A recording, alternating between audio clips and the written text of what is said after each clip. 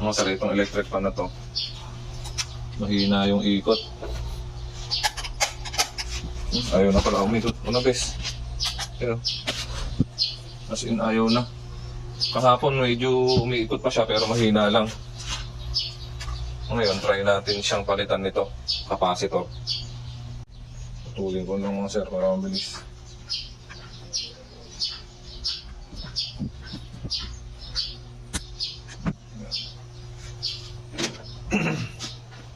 Ito siya. Dadalhin natin to para meron tayong sample. Ito na mga sir, nakabili na tayo ng capacitor. 50 pesos lang dito sa Infinity Electronics. Bili muna tayong emong pandesal, pang kape mga sir. Ito na mga sir, nabalatan na natin, idudugtong na lang.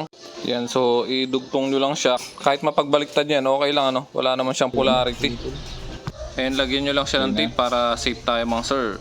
And the moment of truth mga sir. And 3, 2, 1. Oh, yan na, malakas na. Kulang na lang sa linis. Ayos.